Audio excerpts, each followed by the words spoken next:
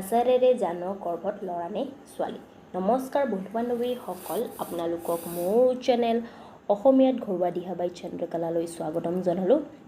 বন্ধু বান্ধৱীসকল, আজিৰ এই প্ৰেগনেঞ্চিৰ ভিডিঅ'টিত আমি জানিম যে আচাৰেৰে ঘৰতে বহি কেনেকৈ জানিব পাৰি যে এজনী গৰ্ভৱতী মহিলাৰ গৰ্ভত থকা শিশু এজন ল'ৰা নে ছোৱালী, তাৰে বিষয়ে আজি আমি এই ভিডিঅ'টি জানিম। ঠিক আছে বন্ধু বান্ধৱীসকল, ভিডিঅ'টি আৰম্ভ কৰাৰ আগতে যদি আপোনালোকে মোৰ চেনেললৈ নতুন হয় তেন্তে মোৰ চেনেলটো ছাবস্ক্ৰাইব কৰি তাৰে ওচৰত থকা নটিফিকেশ্যনৰ বেলখন প্ৰেছ কৰি অল কৰি থৈ দিব, যাতে মই আগলৈ এনেকুৱা প্ৰেগনেঞ্চি ৰিলেটেড ভিডিঅ' আনিলে আপোনালোকে প্ৰথমতে নটিফিকেশ্যন পাই যায়। আৰু যদি আপোনালোকক মোৰ এই ভিডিঅ'টি ভাল লাগে তেন্তে এটা লাইক কৰিব, লগতে বন্ধুবৰ্গলৈ শ্বেয়াৰ কৰিব। আহক তেন্তে বন্ধু বান্ধৱীসকল, এতিয়া আমি ভিডিঅ' আৰম্ভ কৰোঁ। বন্ধু বান্ধৱীসকল, কি হয় যেতিয়া এজনী মহিলাই গৰ্ভধাৰণ কৰে তাৰ পিছত কি হয়, গৰ্ভৱতী মহিলাৰ জনাৰ উৎসুকতা থাকে যে তেওঁৰ গৰ্ভত থকা শিশু কি হয়, ল'ৰা হয় নে ছোৱালী হয়। লগতে তেওঁৰ পৰিয়ালবৰ্গৰ জনাৰ উৎসুকতা থাকে যে গৰ্ভৱতী মহিলাৰ গৰ্ভত থকা শিশু কি হয়, ল'ৰা হয় নে ছোৱালী হয়।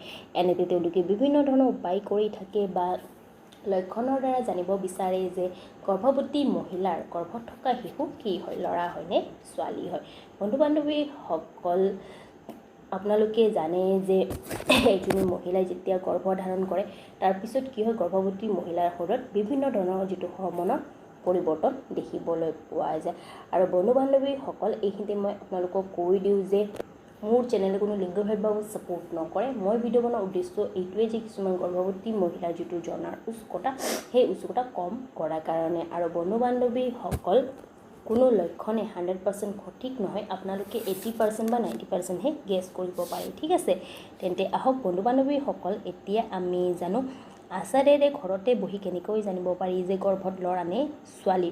বন্ধু বান্ধৱীসকল, এই লক্ষণটো আমাৰ আইতাহঁতে কোৱা মতে হয়, তেওঁলোকে মানিছিল যে গৰ্ভাৱস্থাৰ সময়ছোৱাত যদি এজনী গৰ্ভৱতী মহিলাই যদি আচাৰ খাবলৈ ভাল পায় বা আচাৰ ভাল লাগে এজনী গৰ্ভৱতী মহিলাক, তেন্তে মনা হয় যে গৰ্ভত থকা শিশু এজন ল'ৰা হয় বুলি। গতিকে বন্ধু বান্ধৱীসকল, এয়া আছিলে আচাৰেৰে জানো গৰ্ভত ল'ৰা নে ছোৱালী তাৰে বিষয়ে। ঠিক আছে, আপোনালোকক যদি মোৰ ভিডিঅ'টি ভাল লাগিল মোক কমেণ্ট কৰি জনাব। গতিকে আজিৰ ভিডিঅ'টোত ইমানেই। কাইলৈ মই আপোনালোকৰ ওচৰত আন এটা হেল্ডি প্ৰেগনেঞ্চিৰ ওপৰত ভিডিঅ' লৈ আহিম। তেতিয়ালৈকে ধন্যবাদ।